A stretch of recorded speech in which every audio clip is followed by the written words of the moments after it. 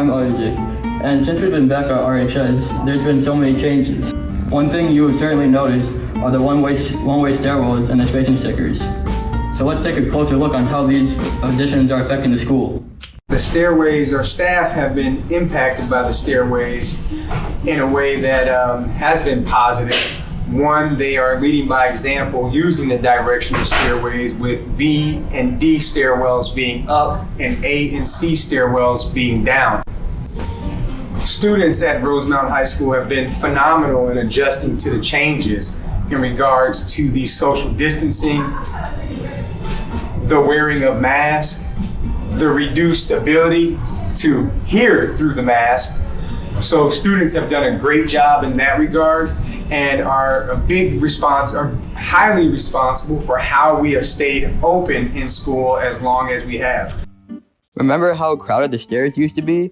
These changes have been put in place for students to stay socially distant. As you may have seen already, there are arrows on those stairwells. There are also stickers on the ground telling people to stay socially distant. Thank you, Rosemount, for following the new guidelines and staying socially distant. Again, I'm Isaac, and I'm reporting from Irish Update. Hi, Rosemount High School students. This is Mr. Roback, principal. I thought this would be a good time to check in with all of you. Believe it or not, we've been in school now in this hybrid learning model for 4 weeks, and we're really at almost the midterm of trimester 1. And I specifically wanted to talk about 2 things. Number 1 is our safety guidelines. And I really want to applaud all of you cohort A and B in-person students for closely following our safety guidelines.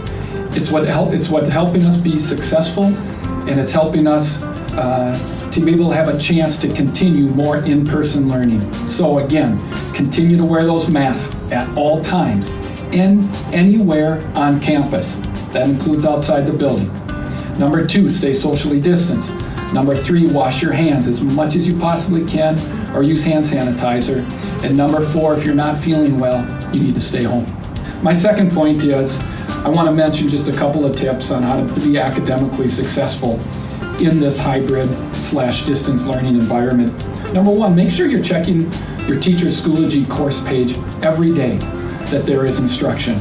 And make sure you're going to your teacher's weekly plan. That's that one-stop shop that's going to lead you to your assignments and when those are due.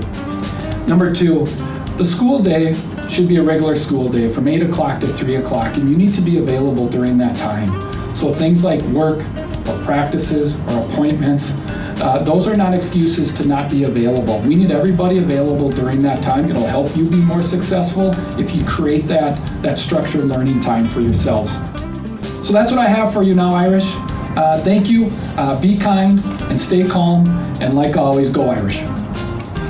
Good morning, Rosemount. This is Ashton DeLooney, and welcome to Football News. If you haven't heard, football was voted to be back in the fall instead of March this year. With that, however, came a recent delay due to the teams having to quarantine after one of their own contracted a case of COVID. Initially, they decided that they were going to not play football in the fall and go to the spring. Then the high school league got sued by 3 families in central Minnesota, and there was a lot of other people that petitioned for them to consider having football. With football and other sports happening this fall, however, there will be major changes to ensure students and others are protected from the virus. For instance, home games at the Rosemount High School Stadium will hold a limited number of fans in the bleachers. So the reason that we have limits on how many fans can come to a game is because the MDH, which is the Minnesota Department of Health, gave some recommendations to the high school league about how many fans we can have at outdoor events. For outdoor events, they limited it to 250.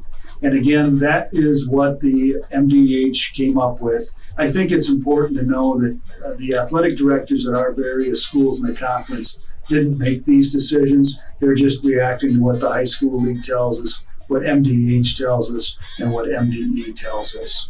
If you do want to go out and support the Irish, there will be a game at the Egan Stadium tomorrow, Friday, October 23rd, another one at Champlain Park on Friday, October 30th, and 2 more over here at the Rosemount Stadium on both Friday, November 6th and Wednesday, November 11th. There's many challenges with all of our athletic programs this fall. Football starting late certainly has their own challenges. And as probably most people are aware, unfortunately, we had to quarantine our junior varsity and our varsity football team due to some cases of COVID. That's clearly the biggest challenge. It's clearly the biggest hurdle we have to get by.